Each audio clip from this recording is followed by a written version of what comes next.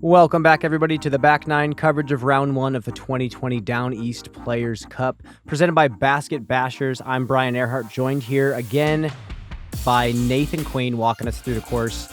How's it going, buddy? Doing well, man. Looking forward to this Back Nine. We've got a good stretch of par fours to start, 3 or 4 of them, if I remember correctly. And if you saw the front 9, then you'll know we only have a few players this round instead of 4, with Barry unfortunately tweaking something in his back after after slipping on 8's tee pad. Yeah, and we can only hope that Barry does come back okay from it. He's been such a long-time legend of the sport. You can hope that it's just a temporary injury. As you can see, Dan Hastings and Taylor Rafaleowski are both under par, 5 and 4 under. Scott, after a really nasty quadruple bogey, is going to be 3 over par. Hole number 10, what do we see here? We've got 514 feet, par 4. Your landing zone is typically about right here off the tee. You'll see people try to go for it maybe and get out here as well and have an easier upshot for the 4. But it's a pretty tough gap to hit. You've got a shape. For a righty, it's kind of, unless you've got a good forehand, it's hard to force the issue. You can see it's kind of forcing you into the woods if you hit the gap. So Dan here, pulling it a little too far right. That's a great roll. Wow. And he's almost back into the middle. He can still reach the basket from there. Taylor going with a screamer out of the hand. That's going to hit and kick way left, it looks like. That hit pretty early and kicked into some thick stuff on the left. Scott going with a fairway driver and just kind of turning it over. He gets a kick off to the left. Sometimes there's a gap there, sometimes there's not. Depends on where you land at. Dan with a solid flex sidearm. Oh my gosh. And What throws a past shot. the basket. After missing the gap, he's only at the gap. That was probably a 340-foot shot there. Super technical flex sidearm. And a forehand roller from Scott just clips that middle tree. Should be an easy up and down for the 4. So you can't see, but it's Taylor in there somewhere. Oh, and it sounds like he's going to stay in there for at least one more throw. Now he's got pitched out, and he's already throwing for his par here. So he's going to want to put this really close and not have to putt it all. Oh no. Just pulls it a little bit right. Scott here trying to get it close so he can get his par, and it's going to fade out a little bit, but still about 20 feet away. He shouldn't have a problem with that. So Taylor, now playing for the double bogey, is going to... Still a tester, 20-25 feet. Yeah, 25 feet or so. It's more of a tester for double bogey than it is for a par. Exactly. And, he was battling with Dan and, watching Dan tap in the birdie. He definitely needs to make this comebacker.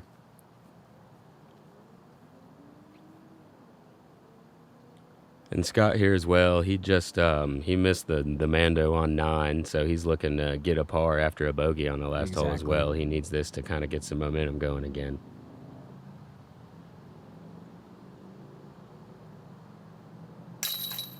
Solid putt. Yeah, good hit there.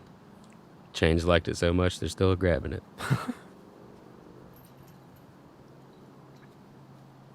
And despite all the kind of rough holes that Scott's had this round, he's been putting pretty solid for the most part. Yeah, Scott's super solid putter. He made it into the 16 people that made it for the 2020 winner-take-all $2,000 putting competition as well. So he was involved in that. Taylor does make that putt. Yeah, moves him to 2 down after being 4 down. Gives Dan a little separation on the card there. Moving on to hole 11, another hole that they've stretched into a par 4, 558 feet. The landing zone is just off to the right there, so you can have a straight look into this green. There's a pretty tall wall here. Oh, wow. With, it's about I think it's a 6-foot privacy fence, and there's a little area behind it that if you land in, you go to a drop zone without a penalty. just because the footing's no good. There's a lot of trash and rough stuff down in there. Dan pushing it whether I know it's going to happen or not. Off to the left. You really want it to hyzer back. You want to get pretty far right here. Scott going with the roller. If this stands up, then it's going to be pretty good. It looks like it's pushing a little too straight. Almost snuck through. Almost snuck through. Taylor going with his power forehand he's got. And he's also pushing that straight. It might miss the tree line. Nope. It's got to get going right a little bit sooner than that. It's not a good angle from there. Won't be able to play for the birdie. He's just pitching into the gap so he can try to get his par. Dan, he's not even throwing. He's putting up to the gap as well so he can try to get his par. So you want to land in about that dirt spot you can see off the tee, and that'll give you a good angle. Scott going to be able to try to get up there onto the green. So he's put it up directly on that wall, which could be a little too close. You need a little bit of leverage to get over it, and he might be right up against it. And Dan's sticking the zone right next to the basket. Yeah, he'll be happy to get his par. Oh, right off the bin. Almost a birdie here. Yeah, it would have been cool to see a birdie. This is a pretty tough hole. That we've got some feedback to the group on the wall. We'll see what comes of it, but here's Scott, pretty close to the wall. Oh, man. Oh, what a putt from Scott. And openly shares his feelings about the wall. Yeah, what a birdie, though. Making the putt over the wall after having a scramble from his upshot as well. I completely understand why the wall is there. They want you to throw a floatier shot over the wall. They don't want anything kind of skipping up to the basket. Awesome putt. Yeah, great putt. Nose up over top of a wall, having to drop it back down. So, brand new tee pad here, pushed way back, par 5, 863 feet, OB right and left off the tee, gotta hit the gap, but you can't push it too straight either, or you will go into a big group of trees on the left. If you turn it over too much, you're either going to be OB early or past the OB and in the woods on the right. Looks like mid out of his hand. And this is not turned over enough. He looks like he gets a very fortunate roll back inbounds there. He hit the trees on the left and kind of rolled back in. This looks great out of Dan. It looked like he doesn't like it. But that's good positioning right there. yeah, that's a great spot to be. He stayed out of the edge of the woods, and that's about as far as you can really get off of the tee.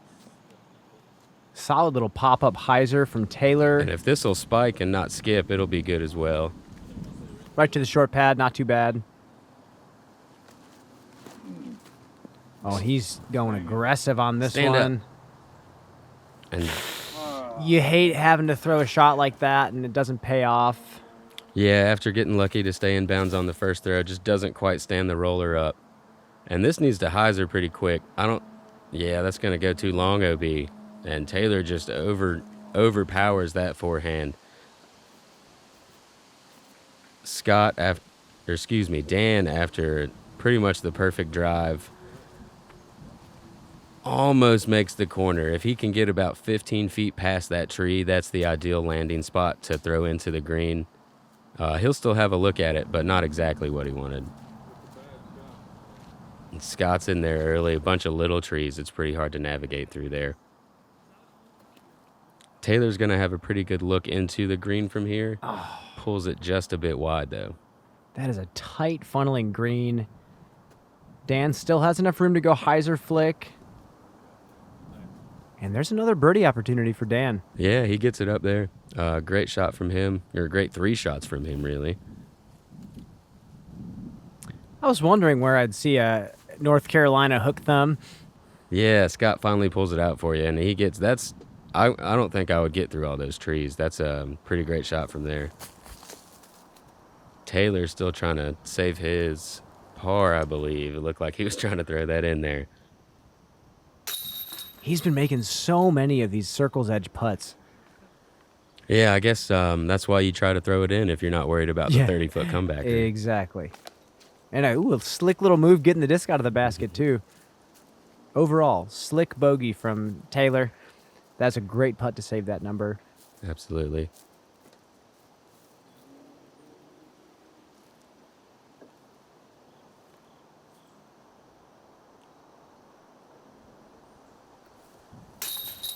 Scott for his bogey as well after the second shot roller going OB. And Dan sitting here pretty much for a tap-in birdie to continue his tear of the card.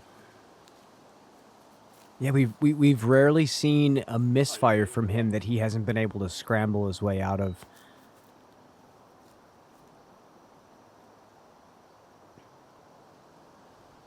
He also seems to be really playing within his limits, and also, like we saw on the previous hole with the fence, he just pitched out to the gap and trusted his ability to get up and down from there. He moves to 7 under par in the round, and we move into number 13. Yeah, 13, another shorter par 4, but a very intimidating gap here off the tee. You do have a right gap that you'll see some righties take to hyzer to this landing zone right here is about where you want to land. Or if you can get further, it's great. But with the gap being so tight, it's hard to put enough power on it to really get out there. Once you get out, you do have the last hole's fairway. There's a little bit of OB on the left, but the trouble on this one's off the tee and kicking into the middle like that. It's tough to save it if you're too far in the middle. There's that right gap you're talking about. Scott going with something super straight. Puts him to an okay spot. He might still have to pitch out to the landing zone. He's a little pinched off. He might have enough room to try a turnover shot to the green. Taylor, what a great little redirect there. And he had turned it over just a little bit to the right, but now he's dead center in the middle. Dan getting a pretty good out there, just pitching up there so he can get his par again, playing smart golf. I'm going to give myself a shout out on this one, just because I actually made it out of the woods this round. And about actually to where Scott's at right now with that shot. And Wow. I think it's the best shot on this hole. Yeah, So- I mean, the gap looks extremely intimidating off the tee. Oh, my gosh. Off the top, trying to get an eagle. Pretty close. He'll have another putt for birdie there. And Dan, with his smart play, is just going to be tapping in another par. Little down-tempo spinny shot with something flippy from Scott. Yeah, it looked like he was trying to nose up, kind of drop it in there. And there's kind of one of the first big misses that we've seen from him. Yeah, that's the first one that really hasn't been center. Birdie putt instead of a par putt. It can change the mindset sometimes. Par putt here from Scott after pushing it just a bit long, trying to get the birdie still. Sticks it for par. So 3 pars on this hole. Pretty good. It's a tight gap in there. It's easy to not be able to scramble.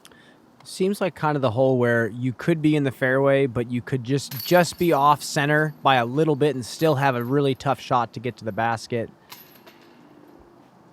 Yeah, absolutely. Those last 2 holes that we just saw, the green and the first part of that fairway are a year or 2 old. They're still pretty new. Hole 14, the first par 3 on the back 9, 325 feet. Pretty straight, and then right at the end, you want it to finish up to the left. There is a Mando on the left side that you have to go right of, so you can't go out over this baseball field over top of those. You have to go down the middle through the gap here. And that's straight enough, but he wanted that to be a little higher so it would be able to finish off to the left. Scott hoping to make the correction. That has a little bit more hyzer and a little bit more height. Just clips that tree in the middle. Yeah, that looked like a good line. I think it just needed to be a bit wider. And a little too wide here from Taylor. Again, just kind of overpowering his disc.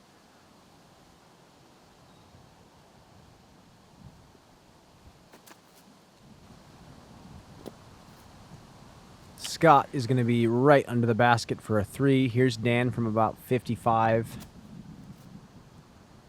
Oh, so close. Little wind play, dropped it late, it looked like. Good bid, though. And wind kind of holding that one up on Taylor there. Should have a few pars here.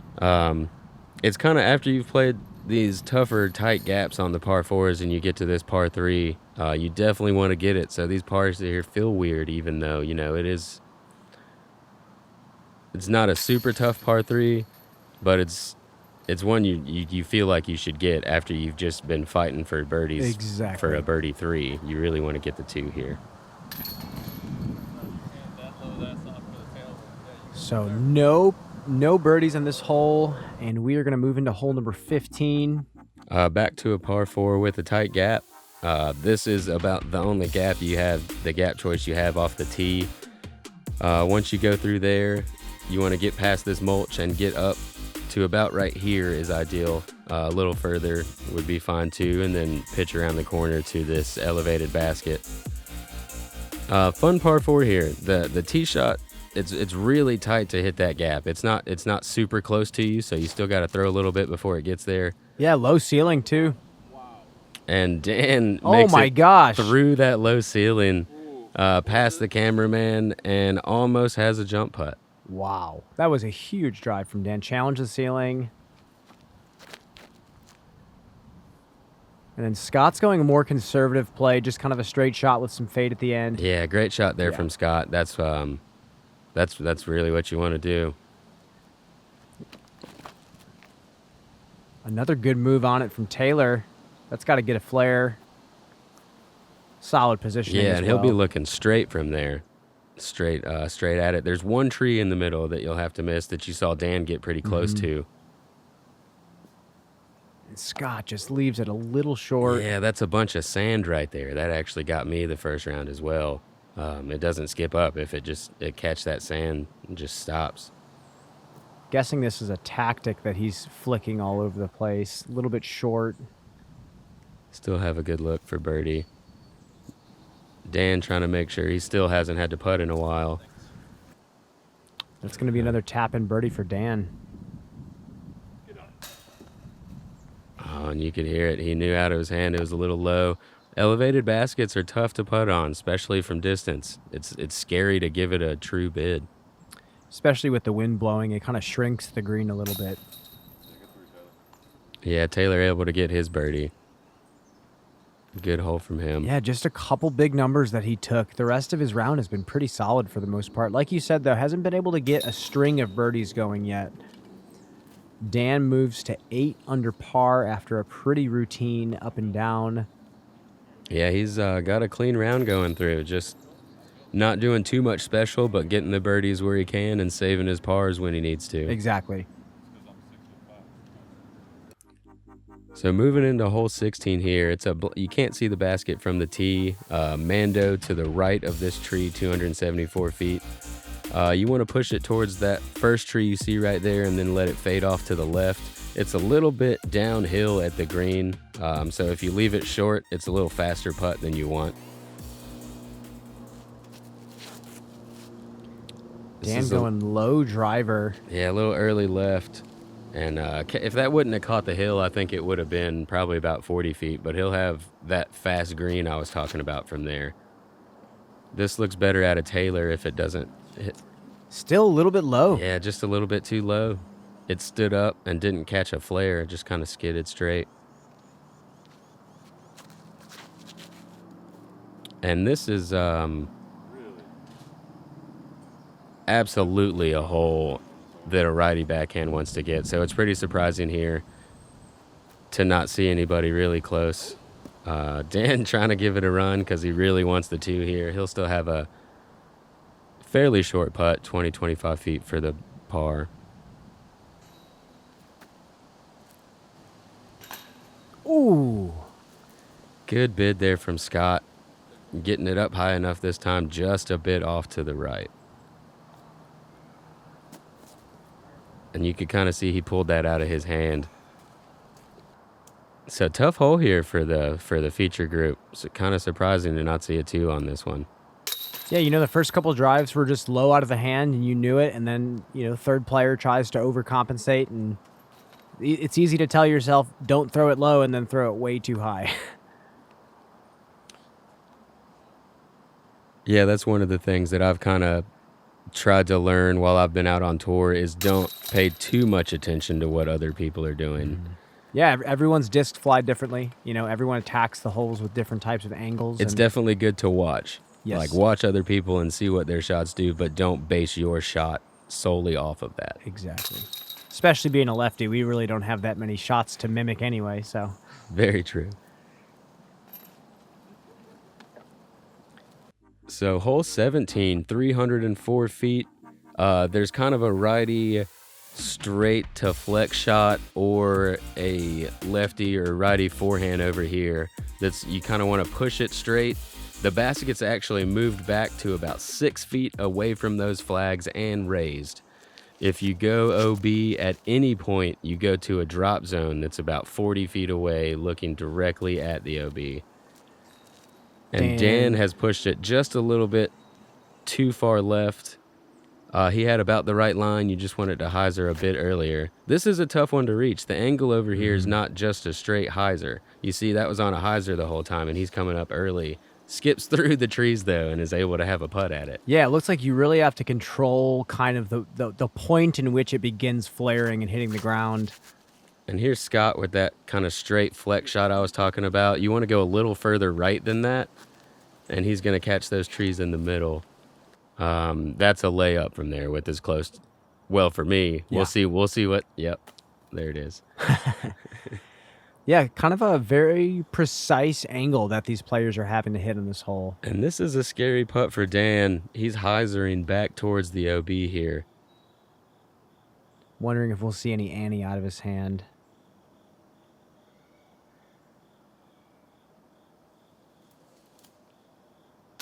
And he sticks with the standard putting stroke. Great putt. Yeah, I guess it's not scary if you're going to make it. Yeah, exactly. It's not a death putt if it's going in. So that puts Dan to 9 down for the round now, going into 18.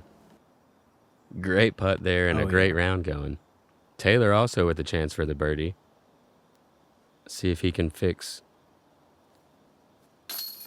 Yes. Yeah. Great birdie. So 2 out of 3 birdie on this hole. That's really good. It's a tough hole to reach, even though it's short. You don't, because just with that OB looming in the back, and you go to a 40-foot drop from the tee, or if you go OB after that. Exactly. So. Scott's going to tap in another par, and we will move into the final hole of the round. Yeah, hole 18, 281 feet. You want to hit this initial gap here. You see the low-hanging branch to keep you from going too high. Kind of opens up. There's usually not too much wind in this little area here, but there is a little bit. And right, if you push it too long, you might have a tough putt coming back, but pretty straightforward par 3 here. It's a little bit too much hyzer, and he catches a tree to keep him from going too long. He'll have a fairly, for him, routine 25-footer from there.